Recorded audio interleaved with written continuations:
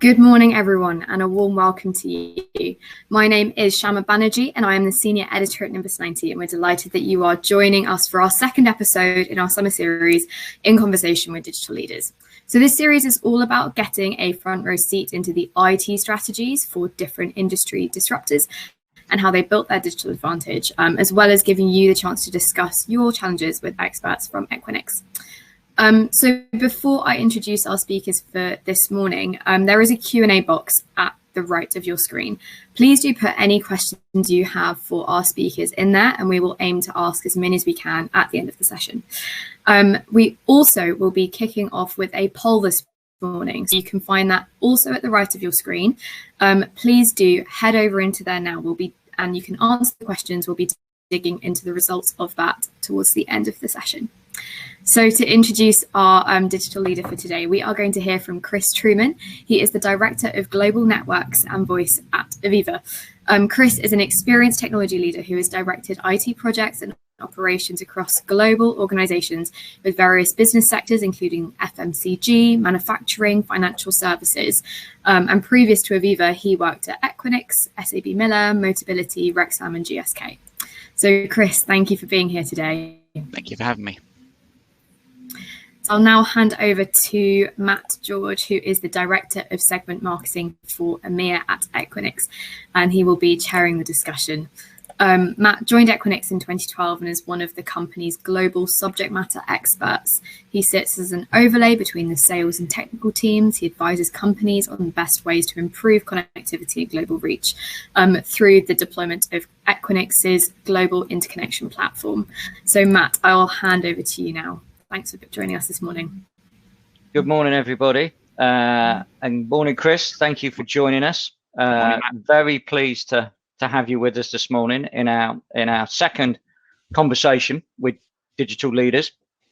And as this series goes on, the audience will be able to see sort of a vast selection of different businesses. So we're delighted to have the viewpoint from Aviva this morning. So, the last 12, 14 months that we've all gone through from a business and a personal perspective has been, totally unprecedented. Now, we both know that digital transformation was happening pre-pandemic, but, in the last sort of 12 months, what are the sort of some of the key shifts in IT infrastructure and planning that you have seen at Aviva, and obviously being an experienced practitioner yourself, an insight into how you've possibly sort of, cope with that and how a transformation roadmap has possibly been reshaped. Thanks, Matt. So as you say, I don't think you can look at the last 18 months without using the C word. It's a horrible word. From an Aviva point of view, it's been quite an interesting journey.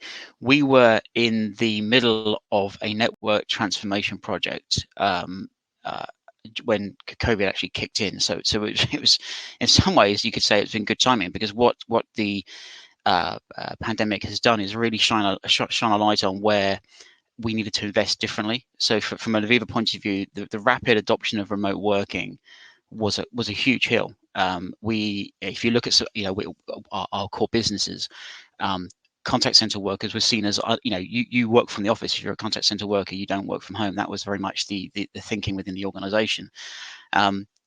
We turned that on its head inside 6 weeks. So the change to how we work rather than necessarily the technology was probably the biggest impact.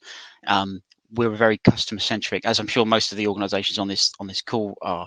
We're very customer centric, and it was all about making sure we could service our customers with minimal impact. Everybody was going through a tough time, so getting the technology in place to support that was our first step, and obviously having the means to support our staff was hot on the heels of that. So move to mobile computing. I don't think we have a single desktop left in the organization. Everybody now has a laptop. Everybody has a form of mobile communication. We had to spin up a virtual contact center, cloud-based contact center, in the best part of 7 days, which we had never done before. We had to train people on it, get them using it. So the speed was the key to make sure that our staff were safe, but we're still serving our customers. So I mentioned that it was useful for the project because it has really focused people's attention on where infrastructure needs to change and speed up. So it's been an interesting journey, but for us it's safety, customer, speed. Those were the main drivers. Oh, Matt, you're on mute. There we go. I didn't want to interrupt you, see. Thank you for that. A great insight into those sort of the early days and now where companies find themselves. And I think, what we're seeing is that things were done. They were done at a quicker speed, and sometimes areas where companies possibly thought, no, that isn't possible, or that isn't the right process, was sort of actually, that inertia was removed. So you talk about, we know technology can enable, and as you say, everyone shifted to a more remote workplace. That sort of, I suppose, location dependent has shifted to a location independent. But what about, technology challenges? I think you certainly overcome, but what about that people perspective as well? Balancing, Aviva's a huge company. You have employees that have been working in offices and they suddenly get shifted. So what have been the sort of biggest challenges from both technology and then also aligning the people side? Can I flip that and do the people first? You certainly can. So the people aspect, it's been really enlightening and insightful in what we've learned. If I focus on our customer front staff first of all, if you're working from home and you've got to school your kids at home and you're trying to talk to customers, that's really hard. For some people it was just not possible. So we've adopted working patterns to support those staff. We really want to make sure that we kept everybody engaged, and that's been broadly successful. And we can talk some more about our future plans later if you like. But what was insightful was understanding that certain people have different needs. So there's a lot in the press about people's mental well-being, mental health. I've had staff in my direct team where they're very confident, they're really good at their job, they're fantastic. When you take away that human interaction side, when they were in lockdown, they really found it tough. So we've put an awful lot of effort into supporting our staff and making sure they've got what they need. That was insightful. It was also a great leveler because suddenly nobody's got a big office, nobody's got a fancy desk, everybody's working from home. You're seeing people with ironing hanging up behind them and goodness knows what going on. You've got kids, but my favorite thing of COVID has been the video bombing of kids just running in when someone's in the middle of a serious discussion and mummy, daddy, hi, I'm here.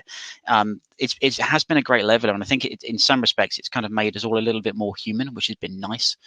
We had a great scenario when for our network refresh we had a CEO pitching to us, and what he didn't know is he was sat in his office looking very presidential, and behind him was his 8-year-old daughter peeking behind the curtains. He couldn't work out why we were laughing. It was good fun. So the people side's been really really interesting, and I don't think it's a journey that anyone's finished. I think we're all going to continue down that road, especially when we talk about working patterns and what the new normal looks like. In terms of technology challenges, one of our big learning curves, and I'm a nerdy techie, right? So I find this quite shocking of all, how much training staff need on some of the very basics, and it's become a major area of focus for the organization because we were having, again, specifically in our contact center area, we were having lots of people having challenges, drop calls, poor quality of audio, and most of them were down to poor behaviors. They just didn't know. The staff didn't know that if you try and sit at the bottom of the garden away from your Wi-Fi, that might give you a poorer signal. Therefore, your quality of call will be worse. So there's been a lot of education. That's been one of the major drivers behind technology for us is getting people trained to exploit it correctly. And you mentioned speed.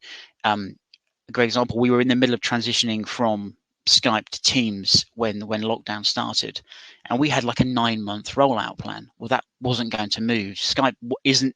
Teams is a much better remote working platform.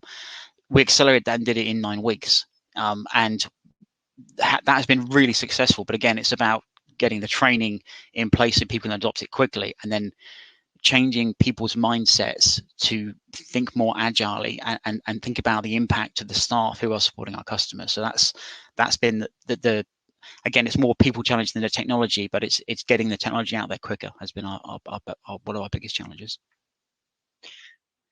I love the point about the leveling out of the sort of hierarchy. I had a great anecdote the other week where a CTO was talking about his team interaction, and of course there was that obvious concern that people were remote, and you miss that face-to-face contact and sometimes reading the room. But he made a really good point that he said he felt that the more junior members of the team have become more confident and were actually contributing more to meetings.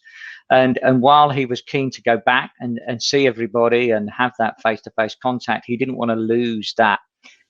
What he felt was a real positive that had come out with team collaboration, because you're all sort of putting this situation together, and I've heard that across a number of businesses. So when we talk about, there's this view now that the IT department has become much more important in the company, because at the start of the pandemic, it was an area where, it was like, we need help, we need support, we need to literally keep the wheels turning of the business. And when we look at IT, when Equinix talks to a company, we talk to multiple departments. We talk to people like yourselves in the network side. We talk to people that are looking at data centers. We talk to people that are, really focusing on new technology sort of at the edge. So in your business, have you seen sort of greater collaboration across functions, which maybe had worked in silos before, but you've now come together? Great question. So yes, and I think we're still learning what that really means.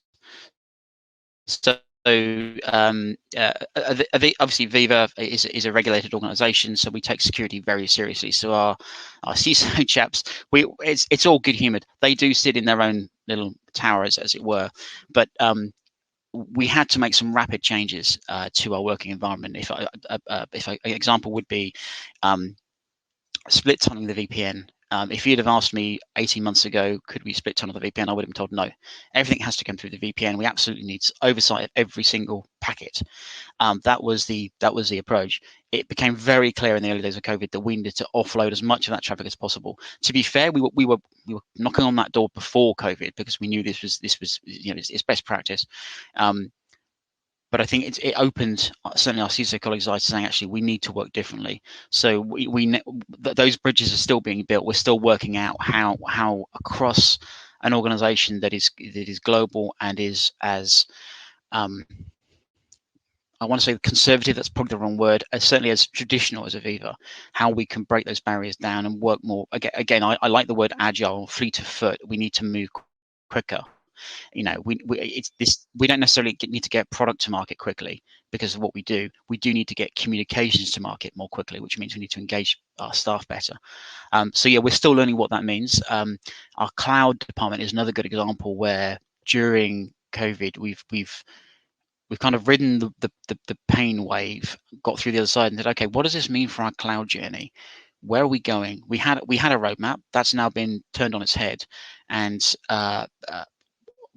the integration between CISO, cloud, our traditional hosting department, and networks are getting closer. I still don't think we're there. I still think we're learning, but it's certainly driven a different way of thinking. Yes, so collaboration is a good word. It's not always an easy word. No, I think in some, there's always this view, isn't there? In adversity, people find ways to work differently, and I think we've definitely seen that.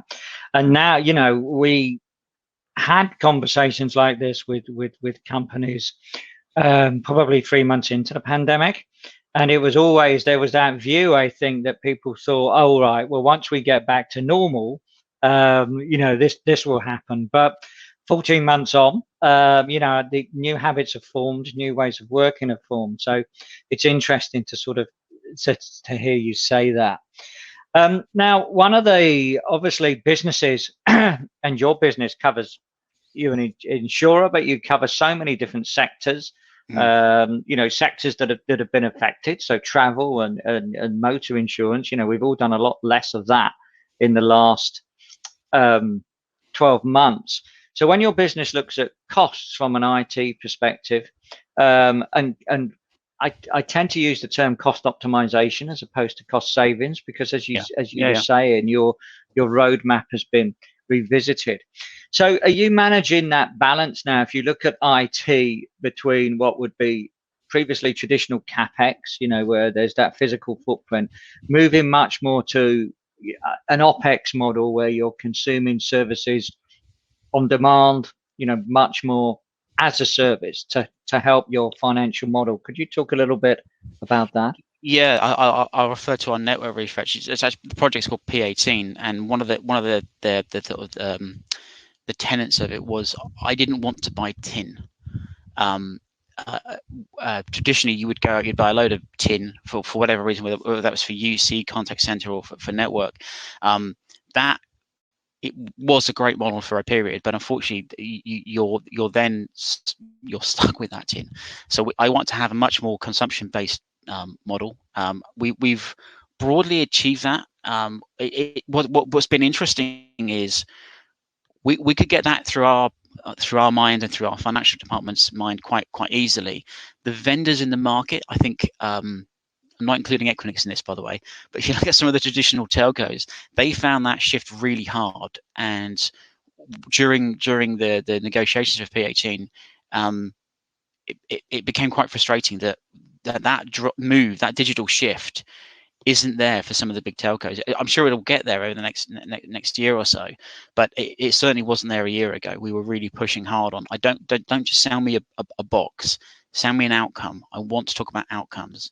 The contact center story has actually been an interesting one. We've gone with a cloud-based provider purely because we can do literally, we can increase, decrease, and get charged. I think it's a 15-minute window we get charged by, which is exactly what we need, because we had Friday was a great example. We had severe flash flooding in Norwich on Friday. We know Norwich because we've got a Norwich Union. Historically, we have a big office there, and our office got flooded. We lost a couple of floors due to this amazing rain. When there are events like that across the country, we need to spin people up quickly, because we know we're going to have customers phoning us, and we need to react very, very speedily. So being able to have that consumption-based digital model, much more cost optimized, as you say, and gives us a degree of confidence that we can predict our costs more easily rather than that traditional model, because spinning things up took time. We don't want to be burning those cycles. So it's about consumption and removing those legacy delays that's been our driver for the P18 refresh. I think, and thank you for the tangible and very recent example with the flooding. I think, when people sometimes think of the insurance business, they don't typically see it as being what I would call event driven. We work with a lot of companies in sectors that are event driven. If you look at the e-commerce side, if you look at I suppose the media and entertainment side, and we've seen huge demands on sort of resource, I suppose, talking about it in general. But I think that the linking factor between all of that is this agile infrastructure, this ability now to be able to react very quickly. A lot of companies now, when we look at their sort of IT footprint, we see them have very much a sort of a core and an edge. Now, the edge is a interesting conversation, because the edge can sometimes mean different things to different people. And I think we now do not just have your customers at the edge, you also have your employees. We were talking earlier about people now working from home. So sort of what does I suppose the core and the edge look like for Aviva? Do you describe it like that? Do you sort of build your footprint like that? So I guess I would, yes and no. Sorry to give you a hodged answer. I'm slightly long in the tooth. So I remember the traditional model of, core distribution access, and when I think back in the early 2000s, Cisco changed that model. It was really hard to digest. What's ironic is it's now really easy to digest that, because it's not about core and edge anymore. It's about the customer journey. So we certainly have an edge for our customers to interact. That edge is getting closer to the core systems, because whilst it's a secure connection, we've got all the right various controls in place. We need to remove as much chat in the back end to give that customer the best experience. So if you look at our the My Aviva app, which is our kind of a single portal for customers to view their policies and what have you, that move towards bringing that closer to the systems is an ongoing story. So we tend to think more of how do, and certainly from an infrastructure point of view, how does that journey traverse the network, the hosting, the cloud? We are a very cloud focused organization. We have an aspiration to be 80% cloud based. Traversing that core and edge is really where our focus is. We don't tend to sit so much on, we don't tend to focus so much on the words core and edge anymore. We tend to focus on the journey and how does that transaction flow through the system. So whilst there is clearly an edge for customers to connect to, that's not our focus point. Our focus point is on making sure that the journey through those various systems and infrastructure points is as simple as possible and as monitored as possible. Great, thank you. We've got, as we said at the beginning, there are some polls that are up. So if people can answer the poll, one request from me, I can see the questions to the poll, but I can't see the results. So I'm not sure if they're going to be concluded at the end. But what I will move to is we've got a question that's come in, Chris. So how has Aviva dealt with home working for frontline staff and dealing with voice and PCI? So that's one of the questions. Thank you for that coming in to the audience. Good question. So PCI, we I'll take that first. We've deployed a specific technology to enable PCI, so that we're PCI compliant. We also do surveys. That's probably the wrong word. We do surveys of people's working environment, and we ask people to self-testify on their working environment. So, for example, if you look at my working environment, I'm at the end of a corridor. No one can overlook my screen. No one can overhear me. It's, I'm not sat next to a public window where people can see my screen. So we do ask staff to upload photos of where they're working, how they're working. We also, again, going back to the human aspect, is it a good working environment for some people? Is it good for their well-being? So we also approach it from that angle. So certainly from a PCI point of view, we're very, very hot on that. From a technology point of view, as I mentioned earlier, we are on a traditional contact center platform. So we've issued staff with mobile devices, and we have effectively, we call them. So when an agent logs on, the system calls them, and we have that call crudely described it as a nailed up call. So we know that they're online, we know that they're working, and then from a supervisory and management point of view, we can see call flows, all the usual data points. So I guess there's three aspects. There's the security aspect, there's the well-being aspect, and then there's the technology aspect. They have all come together relatively well. What has been interesting is the amount of people that there's a real mix of people that want to go back to the office. Some people just need to be around other people. They have a need to be there. And I've got teams who were really against home working, who have, in fact, one of my team, I look after the software asset management team in Aviva. They were a really close team. They were really close, and like being in the office together. They've done a complete 180. They now do their one-to-ones. They meet up directly, do one-to-ones at coffee shops or wherever. It's really working for them. So again, it's been an interesting journey in terms of how different teams have dealt with it. But yeah, the PCI question is a good point, because it's an area where we're fairly focused just from a regulatory point of view. Yes, great question. Thank you for that. So, and I think, that one of the themes that I think in our conversation this morning is this word journey, and it's still ongoing. So to sort of and I don't think you'll have an exact answer to this, but you'll have a sort of, I suppose, a roadmap. So the next 6 to 12 months, and is your planning cycle now, are your planning cycles shorter? Is it 6 to 12 months? Because normally people talk about a 3-year plan. Well, if we'd written a 3-year plan, as every business did, 3 years ago, it would be completely wrong. So I suppose the next 6 to 12 months, what are your focus areas? So I'll answer that from a business point of view, and then from a, if you like, from my perspective. So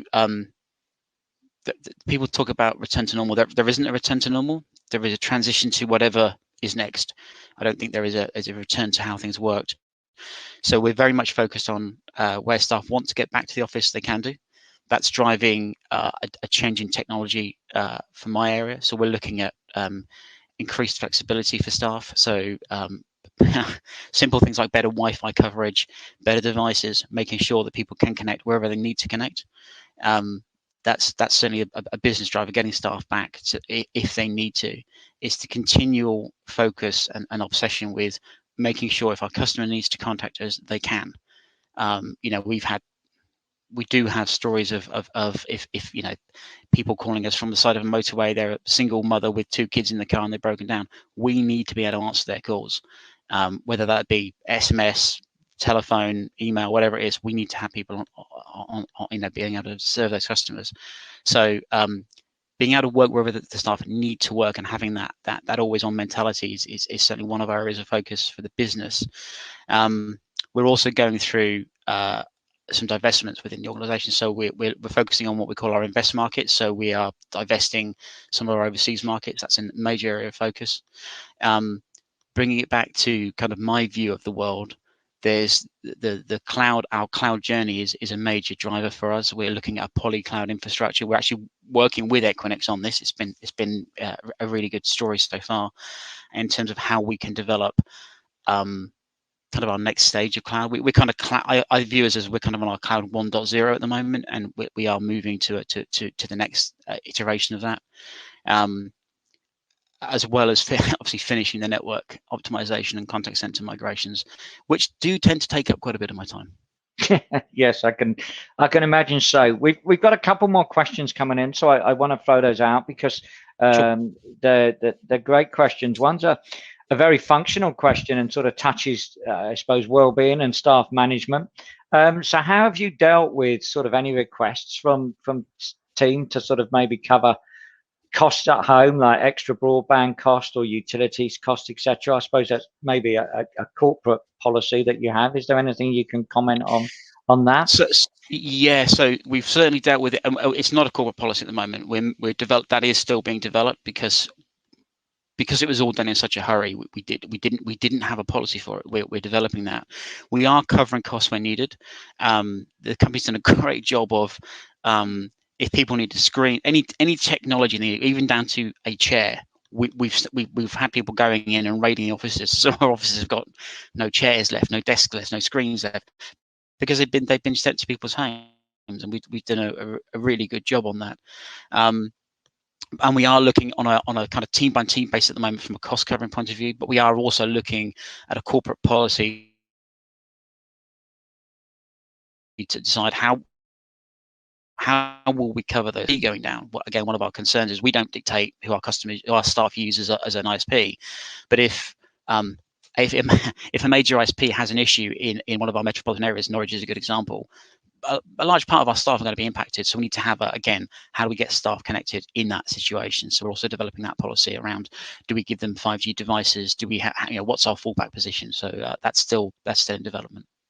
Yes, I think a number of these things are ongoing, as you sort of say, and when the situations arise, you approach it. I think a lot of companies are still in that mindset. There's one more which I think is particularly interesting. We were talking about Teams and the collaboration tools. So this one was are you using Teams with your frontline staff, and really asking about training. This question comes from someone who says we have seen challenges in training and finding a good way how to use it. Any sort of first-hand experience you can offer on that question? So I think everybody faces that challenge. So you're not, whoever's asked that question, you're not alone. That's if that's any reassurance. In terms of how we've approached that, we have a really good a training department with sat under HR who do a good job of pushing articles. So we're a big Microsoft house. We use Yammer and what have you. So we push out training articles fairly regularly. We also do directs. So we have a lot of forums where people can post questions. So very often people, we've had some examples where people have said, "This, how do I do this? This isn't working." And across my wider the department I work in, which is called GIO, we keep an eye on those forums, and we encourage staff to directly step in and answer, because again, if it's a frontline staff member, we need to make sure they're getting the support they need. So we use forums a lot to try and answer questions. I don't think there is a magic bullet for this. I think there is no one answer to how you get staff trained. Everybody learns in a different way, but it's about making sure they've got avenues where they can go to ask questions, rather than just an FAQ just doesn't work, right? So yeah, we like to have different methods to people to access to get the answers they're looking for. Great, and actually that enabled me, while you were answering that question and using technology, it enabled me to work out how I could decipher the polls. So that was perfectly good timing. Glad to help. So we asked 3 questions, 3 polls at the beginning. Let's start in no particular order, but then maybe you can comment on some of these, Chris. So I was talking about IT becoming a more important focus in the business. So I think, you'll be pleased to know, and a lot of the IT practitioners know, that there was a whopping 90% of people thought that was the case. And I think that's not unexpected. We then were talking about the digital transformation journey, and I think what we've realized here is that Aviva, as you said, the transformation journey was pre-pandemic. It's accelerated, and we had 3 sort of levels. We asked beginning, maturing, and advanced. So, 60% are maturing their transformation journey, which I think plays to the point that this is ongoing. And I'll just ping the last one out, and then maybe you can give me some comments back. So this one was a bit more detailed. The question was, which of the following is the most important to your business in the next 12 months? So we looked at IT cost optimization, developing a hybrid working model, incorporating more virtualized services, or all of the above. So obviously all of the above is a bit of a catch-all question, but the working model got 40% of the responses, but the virtualized services, which I think is really interesting, it shows that move, got 20% of the vote as well. So any thoughts and comments on any of that feedback? So on the last one, I think it isn't all of the above, but I think it's a priority order. So I think developing the hybrid working model, that's on everyone's mind, right? How will we deal with whatever comes next? That's underpinned by, I think, if you're thinking in the right directions, how do I exploit virtualized services more, which then drives that IT cost optimization. It goes back to my point earlier about not buying tin. We need to have the right working model. We need to be using the right technologies to drive the outcome for cost optimization. So it is all of the above, but I think there's a priority order, and I think most organizations are probably looking at it in that way. Great. Okay. Shama, I think I'm looking at the clock.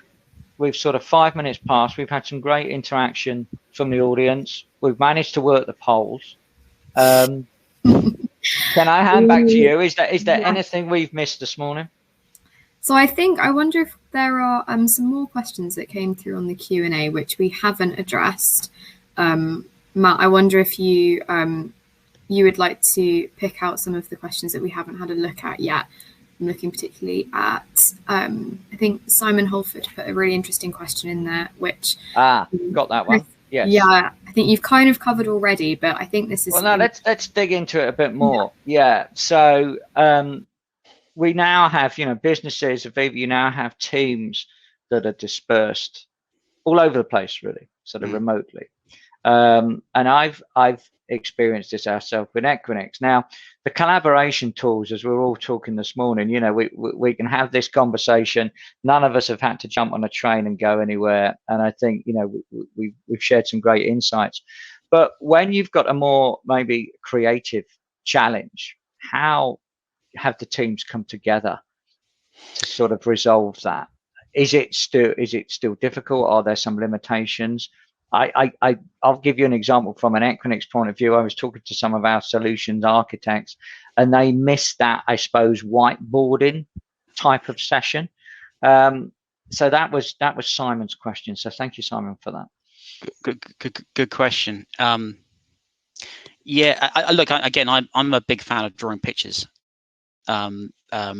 So I have notebooks filled with my scribbles all over them because I have missed that interaction myself. Interestingly, towards the end of last summer, before that second or third wave, I forget which wave we're in now, kicked in, we were really pushing to land the network optimization project, and we really wanted to get people in a room because sometimes that pressure cooker really works in terms of, you know, we're not leaving until we've solved this problem. We obviously couldn't do that, so we had to solve it using the collaboration tools. It's doable. I think it will get easier over time because we'll get more used to working in this way. I am looking forward to. I'm going to be a flexible worker. I'm not going back to the office full time,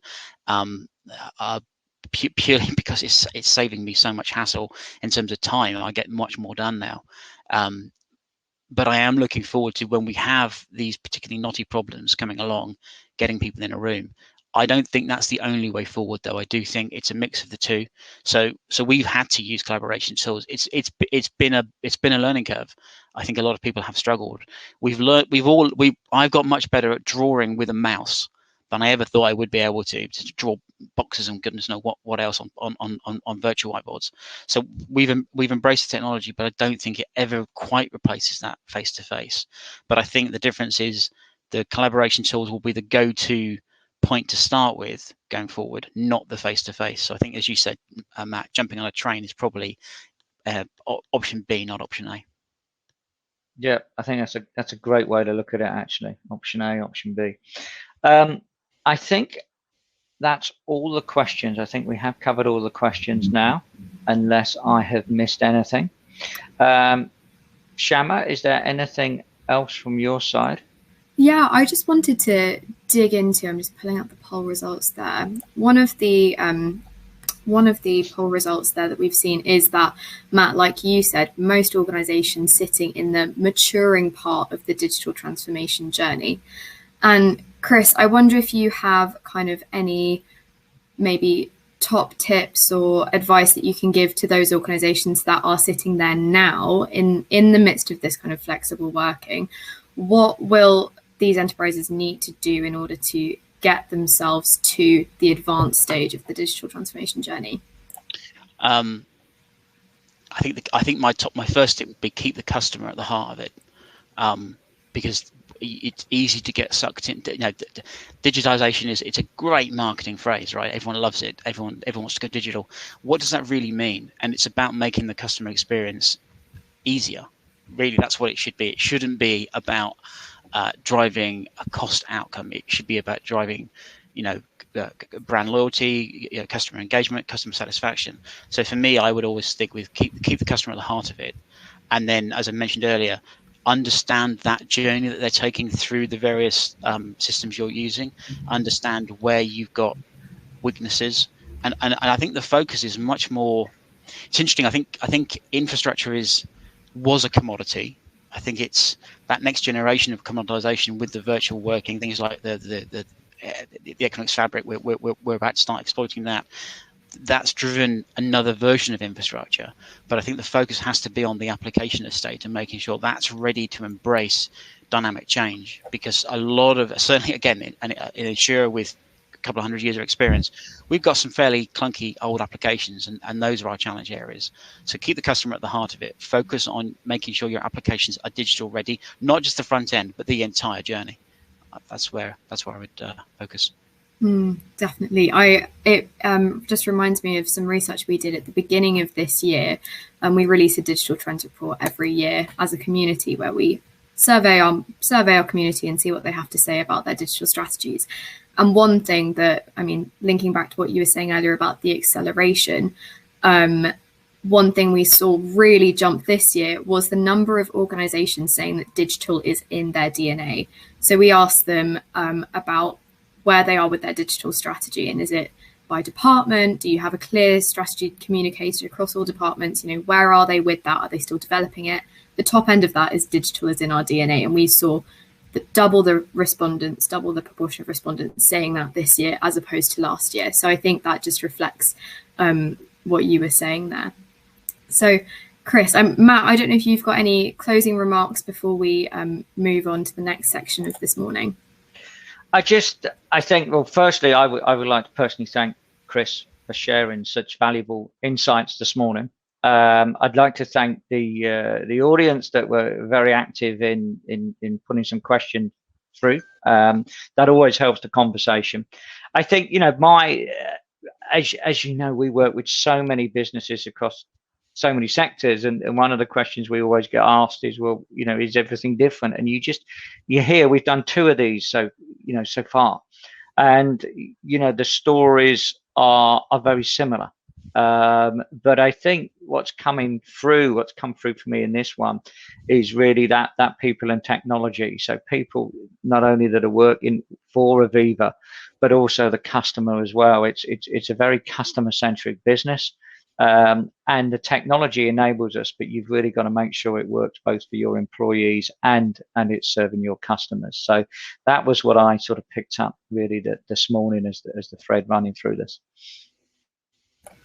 Definitely. Well, Matt, thank you so much for leading this discussion, and Chris, for your insights that you've shared this morning. Thank you. It's been really great to hear what you've been doing at Aviva.